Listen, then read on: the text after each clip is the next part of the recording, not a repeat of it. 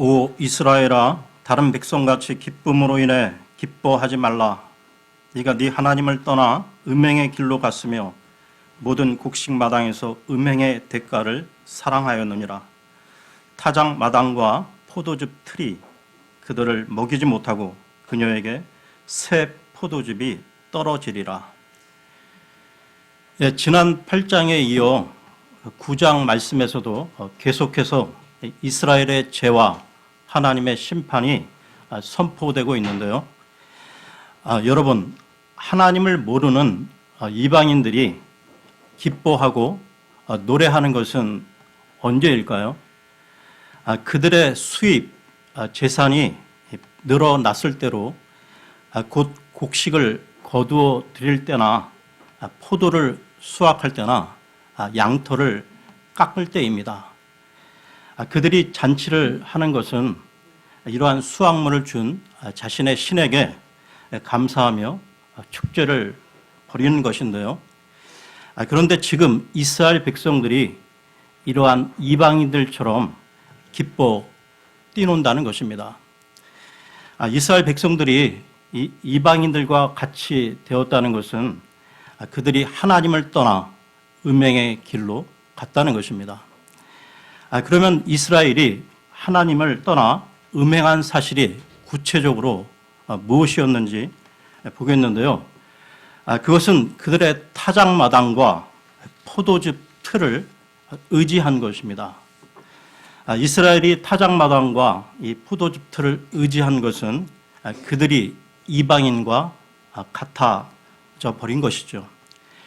그들을 살리시는 것은 하나님이신데 그들은 타작마당과 이 포도즙 틀을 의지했다는 것입니다. 그래서 하나님께서는 그들로부터 이 포도즙과 이 곡식을 제하여 버림으로 그들의 기대를 꺾으셨는데요. 이로 인해 이스라엘이 하나님을 떠나 우상을 따라간 것이 얼마나 허망한 것임을 알게 하셨던 것입니다. 그렇다면 오늘을 살아가는 우리들은 무엇으로 기뻐하고 있습니까? 물론 사람마다 그 추구하는 기쁨이 다 다를 수 있죠.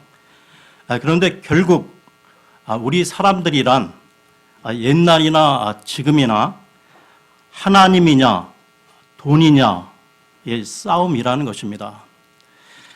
그래서 예수님께서도 다음과 같이 말씀하셨는데요. 누가복음으로 가겠습니다. 누가복음 16장 13절을 보겠습니다. 누가복음 16장 13절입니다.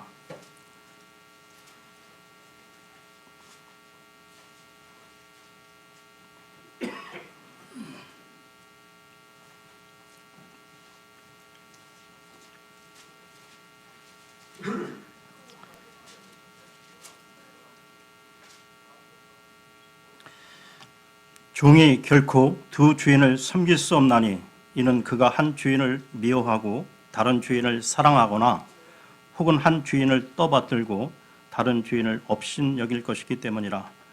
너희가 하나님과 만몬을 겸하여 섬길 수 없느니라 하시니라. 여기 나오는 만몬이라는 단어는 단순히 부나 재물을 뜻하기도 하지만 재물의 신을 말하고 있다는 것입니다. 이 만몬이라는 단어는 신약 성경 이 마태복음과 여기 이 누가복음에 4번 나오고 있는데요. 모두 예수 그리스도에 의해 언급되고 있다는 사실입니다. 그 4곳을 문맥과 함께 자세히 살펴보면 예수님께서는 단지 그것을 재물이나 부라고 명명하시지 않고 생명을 가지고 있는 인격화, 더 나아가 신격화하여 신성을 부여하고 있음을 알게 되는데요. 우리가 재물의 신인 이 만몬에 대하여 몇 가지 결론을 얻을 수 있다는 것입니다. 첫째는 돈, 이 돈은 결코 중립적 가치를 지닌 비생명체가 아니라 그 배후에는 권능의 세력이 도사리고 있어 그 먹잇감을 기다리고 있는 권능을 가진 세력자라는 것입니다. 예를 들자면 돈은 가진 자에게는 더 많은 돈을 가지려는 욕망을 불러일으키고 그 부자의 삶을 지배하여 탐욕과 안락과 방종과 교만과 우월감과 소유욕을 더욱 부추기고 영적으로는 둔감하게 만든다는 것입니다. 반대로 적게 가진 자에게는 돈을 갖지 못함으로 인해 열등감, 불안, 두려움을 조장하여 마치 인생의 실패자나 낙오자인 것처럼 느끼게 하는 힘을 가지고 있다는 것입니다. 돈을 지칭하는 이 아람어, 이 만문은 원래 위탁한다라는 뜻을 갖고 있는데요. 위탁이라는 말은 어떤 인격적인 대상에다 자신의 안전과 장래를 맡긴다는 뜻입니다. 그러므로 만문은 인격적인 존재로서 그 속에 내재하고 있는 권능을 통해 사람들로 하여금 안전과 장래를 위해 충성과 복종을 바치거나 그에게 굴복하도록 유혹하거나 강요하는 영적 권세자라는 것입니다. 너희가 하나님과 만몬을 겸하여 섬길 수 없느니라. 여러분, 예수님께서 이 하나님과 만몬을 대립시키고 계심을 관과하거나 과소평가해서는 안 된다는 것입니다. 예수님께서는 여기 이 만몬을 하나님과 경쟁하는 신으로 하나님과 견줄만 하며 사람 위에 주인으로서 군림할 수 있는 특별한 목적을 가진 인격적 권능자라고 말씀하시고 있는 것이지요. 여러분, 사람들은 돈이 필요해서 돈을 가지는 것으로 생각하겠지만 실상은 돈이 사람을 필요로 한다는 것입니다. 만몬은 우리를 지배하기 위해 사람들의 필요들을 증가시키고 구매력을 돋구어 자신을 필요로 하도록 부추기거나 유혹한 다음 사람을 얽어매어 돈의 법칙에 따라 살지 않으면 안 되도록 사람을 그 권세 아래 예속시키는 권능을 가진 영적 권세자라는 것입니다. 성경은 돈 때문에 생기는 문제들을 단지 윤리적인 차원에서 다루지 않고 영적인 차원의 문제로 다루고 있는데요. 놀라운 사실은 앞으로 있게 될 모든 상업과 무역의 중심지로서 도시 바벨론을 언급하면서 그 매매 목록 맨 마지막에 사람들의 혼도 그 품목 중 하나로 언급하고 있다는 것이죠. 요한계시록으로 가겠습니다. 요한계시록 18장 9절에서 13절을 보겠습니다. 요한계시록 18장 9절에서 13절입니다.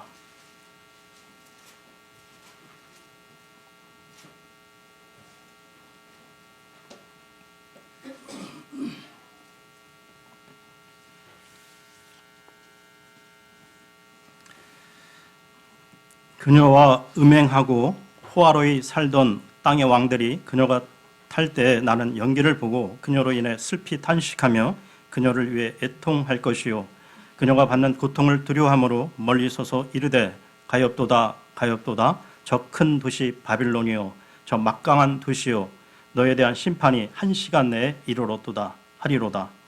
땅의 상인들도 그녀를 두고 슬피 울며 애곡하리니 이는 아무도 다시는 그들의 상품을 사지 아니하기 때문이라. 그 상품은 금과 은과 보석과 진주요 고운 아마포와 자주색 옷감과 비단과 주홍색 옷감이요 모든 향목과 온갖 종류의 상아 그릇이요 매우 값진 나무와 놋과 쇠와 대리석으로 만든 온갖 그릇이요 육개와 향료와 향유와 유향과 포도즙과 기름과 고운 가루와 미리요 짐승과 양과 말과 병거와 노예들과 사람들의 혼이라. 여러분, 우리의 마음을 하나님 대신 세상의 것, 궁극적으로는 보물이나 돈에 둔다면 우리는 이 돈이란 권세자의 표적, 대상이 되어 결국에는 올무에 걸려 슬픔에 빠지거나 파멸에 이르고 말 것입니다. 마귀의 전략은 이 돈을 통하여 우리에게서 하나님의 말씀과 이 통치권을 빼앗아 가는 것입니다. 그래서 성경은 돈을 사랑함이 모든 악의 뿌리라고 말씀하고 있다는 것이죠. 하나님께서 출애굽한 이스라엘 백성들을 곧바로 젖과 꿀이 흐르는 이 가나안으로 인도하시지 않고 광야로 인도하신 이유가 무엇입니까? 하나님께서 이스라엘을 40년 동안 양식도 없고 물도 부족한 이 광야로 인도하신 것은 그들이 사는 것이 빵으로만 사는 것이 아니라 하나님의 말씀으로 사는 것임을 알게 하려고 그렇게 하신 것입니다. 이집트의 사고 방식은 물질과 양식만 있으면 살 수 있다는 건데요. 이것이 이방인의 생각입니다. 그런데 출애굽한 이스라엘이 광야에서 모세와 하나님을 원망한 것이 무엇 때문이었죠? 먹을 것이 풍족하지 않다. 계속 우리가 먹는 이 만나는 지겹다. 고기를 먹고 싶다는 등등 육신적 욕구였습니다. 그래서 이집트로 다시 돌아가자고 충동질 하기까지 했는데요.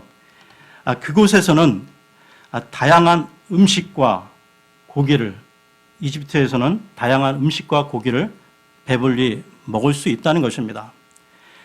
이러한 생각은 시간이 흘러 호세아 시대에서도 마찬가지였는데요. 이스라엘은 하나님을 인하여 기뻐하기보다 그들의 타작마당과 포도즙 틀을 인하여 기뻐했다는 것입니다. 그러므로 하나님은 이들에 대하여 심판을 내리셨는데요. 그 심판은 내쫓김이었습니다. 약속의 땅에는 이방인과 같은 그들이 맞지 않았기 때문에 토해 내어버린 것이죠. 그러므로 이름은 이스라엘이라고 하지만 그러나 이미 그 사상은 이방인이 되어버렸기 때문에 그들은 이방의 땅으로 추방을 당하게 된 것입니다. 오늘의 본문 호세아서로 돌아와서요. 9장 3절을 보겠습니다. 호세아 9장 3절입니다.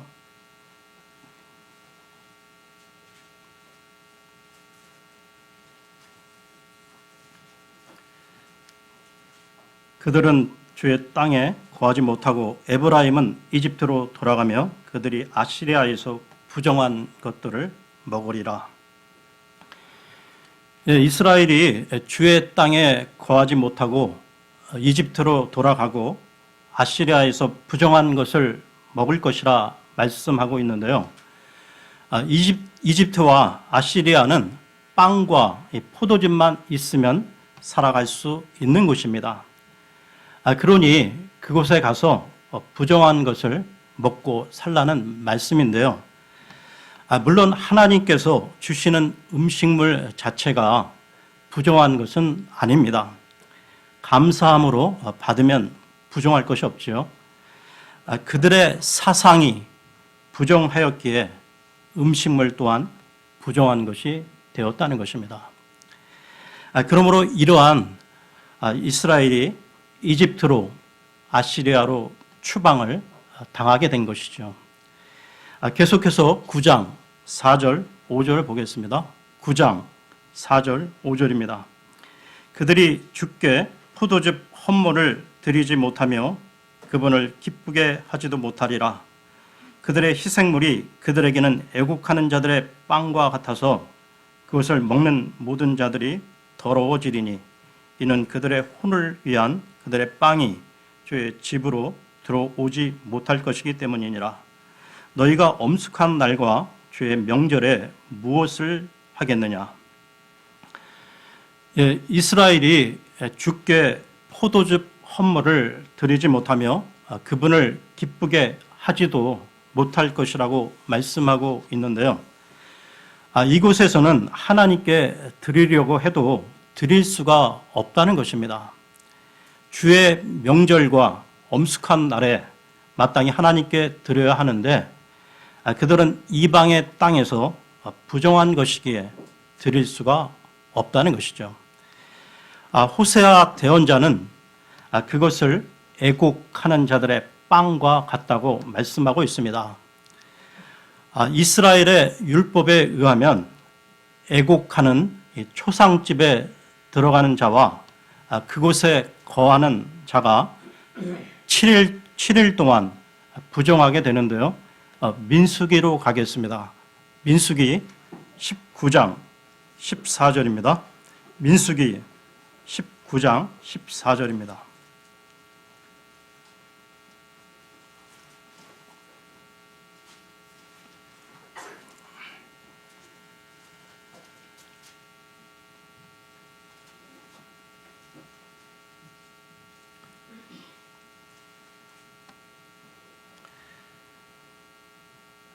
장막에서 사람이 죽을 때의 법은 이러하니 그 장막에 들어가는 모든 자와 그 장막에 있는 모든 자가 이레 동안 부정할 것이며.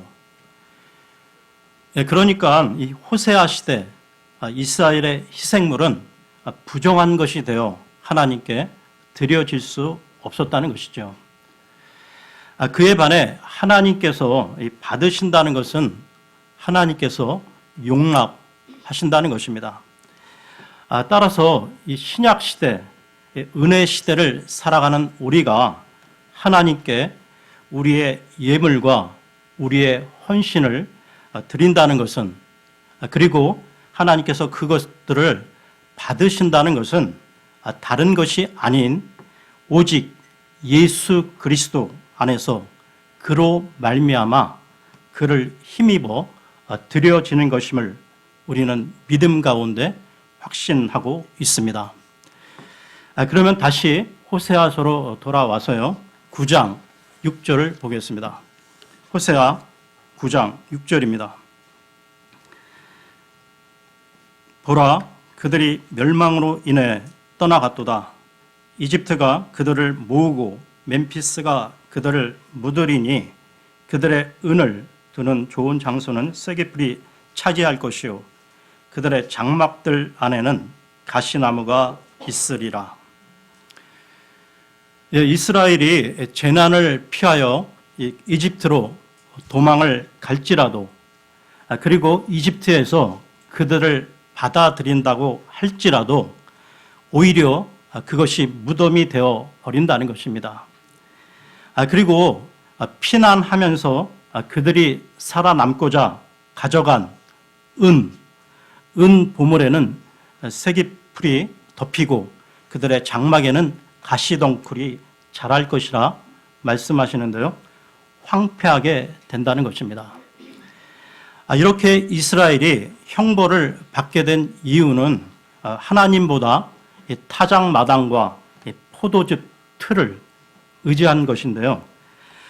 또한 이스라엘이 형벌을 받게 된 이유가 또 하나 있었습니다. 그것은 대언자들의 경고를 듣지 않았던 것이죠. 9장 7절을 보겠습니다. 9장 7절입니다. 징벌하는 자들이 이르렀고 보응하는 자들이 이르렀은즉 이스라엘은 그것을 알지니라. 네 불법이 많고 미워함이 크므로 대언자는 어리석은 자가 되고 영적인 사람은 미치게 되었느니라. 이 말씀에 보면 그들은 대언자를 향하여 어리석은 자요 미친 자라 했는데요. 대언자들을 어리석은 자요 미친 자라고 한 것은 곧 하나님을 어리석은 자요 미친 자라 한 것이라 같은 것입니다. 왜냐하면 하나님께서 대언자들을 보내셨기 때문이죠. 그러므로 결국 그들은 하나님의 심판을 받을 수밖에 없었던 것입니다. 이스라엘 백성들은 눈에 보이는 물질의 복만 바라보는 이런 이방인의 사고 방식으로 살고 있었기 때문에 심판이 닥치자 이집트가 살 길인 줄 알고 그곳으로 도망을 갔는데요. 그러나 이집트가 원래 어떤 곳이었죠? 이스라엘이 탈출해 나온 것입니다.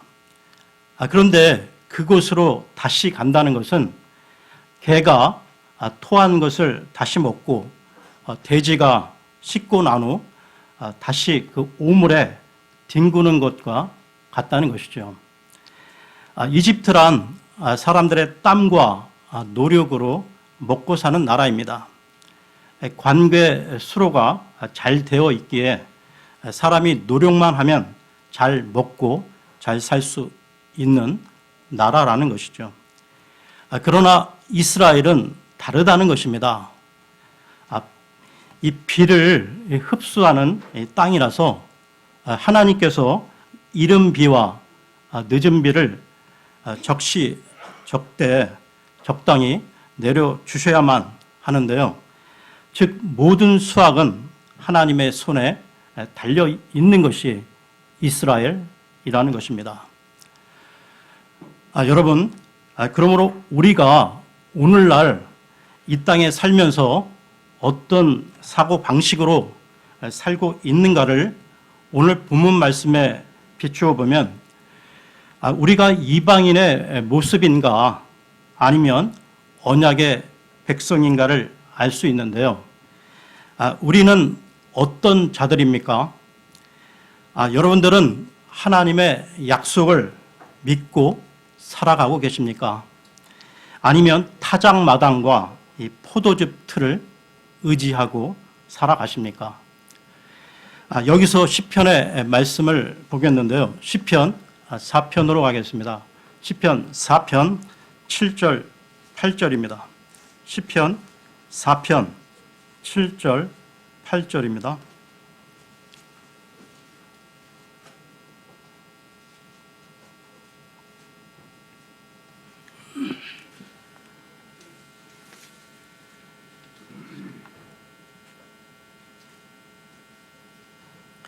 주께서 내 마음속에 두신 기쁨은 그들의 곡식과 포도즙이 불어날 때의 기쁨보다 더 크니이다. 내가 평안히 눕고 자기도 하리니 주여 오직 주께서만 나를 안전히 거하게 하시나이다. 세상 사람들은 곡식과 이 포도즙의 풍성함으로 기뻐하지요. 그것은 찰나적인 그때뿐인 기쁨으로 금세 지나가는 것입니다. 그러나 우리 그리스도인들은 물질의 풍성함 그 이상으로 주님이 주시는 내적 기쁨, 영원한 생명을 소유한 참 기쁨을 가진 존재라는 것이죠. 그러면 호세아서로 돌아와 9장 10절을 보겠습니다. 호세아 9장 10절입니다.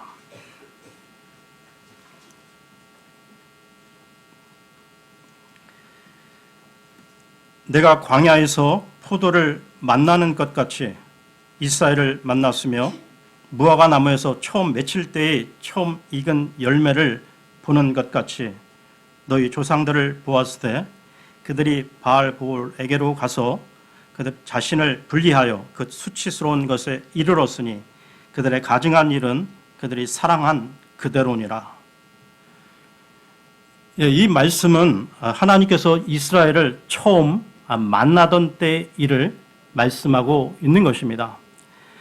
옛적에 하나님께서 이스라엘을 만나시기를 광야에서 포도송이를 만난 것과 같다고 하시며 또한 무화과 나무에서 처음 익은 열매를 만난 것과 같았다고 하시는데요.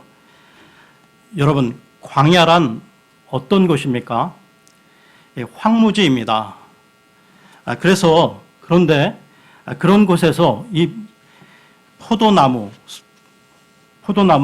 포도가 달려있는 것을 발견한다는 것은 얼마나 기쁜 일이겠습니까? 또한 무화과 나무에서 가장 먼저 익은 열매를 바라본다는 것은 얼마나 흐뭇하고 즐거운 일이겠습니까?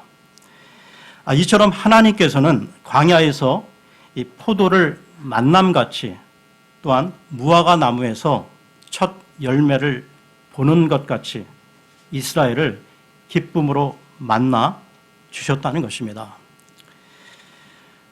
요한복음 4장에는 예수님께서 사마리아 이 우물가의 여인을 만나시는 장면이 나오고 있는데요. 그 여인을 만나신 것이 우연히 지나시다가 만난 것이 아니라 예수님께서 그 여인을 구원케 위해 찾아가 만나 주신 것입니다. 또한 누가복음 19장에서 나무 위에 올라간 삭개오를 만나신 것도 우연한 만남이 아니라 주님께서 그를 구원케 위해 부르셨다는 것이죠. 그렇다면 여기서 예를 들은 자들의 공통점이 무엇입니까? 자격이 없는 자들이라는 것입니다. 세리요, 창기와 같은 죄인들이었습니다. 그러므로 그들 스스로 자격이 있어서 예수님께서 찾아오신 것이 아니었다는 것이죠. 모두 버림받아 마땅한 자들이었습니다. 마찬가지로 하나님께서 이스라엘을 택하신 이유는 다만 그들을 사랑함으로 인하여 기뻐하신 뜻대로 하셨는데요.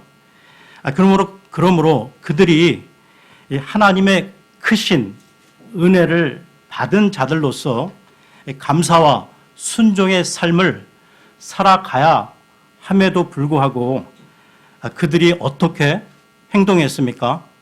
9장 10절을 다시 보겠습니다. 9장 10절을 다시 보겠습니다.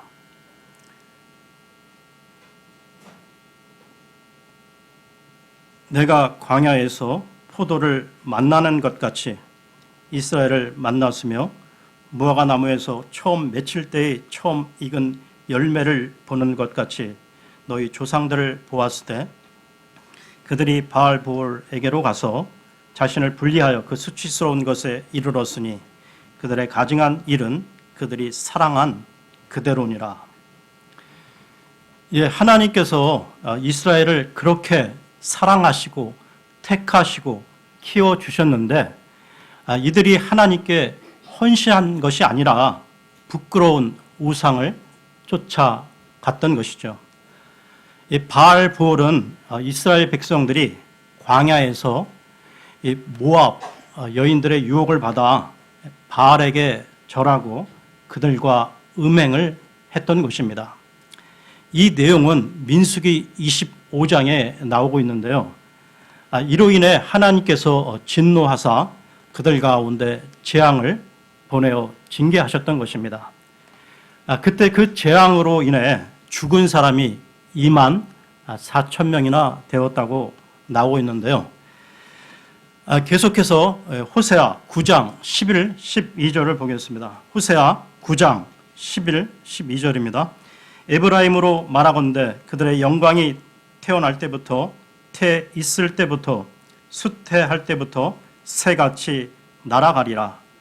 그들이 비록 자녀들을 기를지라도 내가 그들을 앗아가서 한 사람도 남기지 아니하리라. 참으로 내가 그들을 떠나는 때에는 그들에게 또한 화가 있으리로다. 에브라임 즉 이스라엘의 영광이 새처럼 날아간다고 말씀하셨습니다.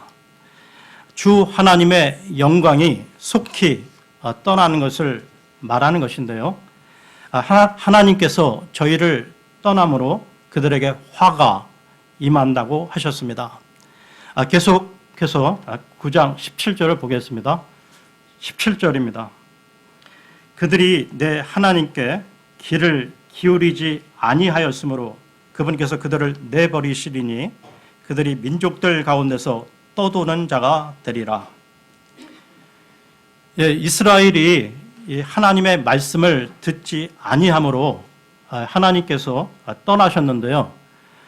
그렇다면 오늘날 우리의 모습은 어떻습니까? 우리가 세상 사람들보다 무언가 잘난 것이 있어서 주님의 은혜를 입게 된 것일까요? 결코 아니라는 것입니다.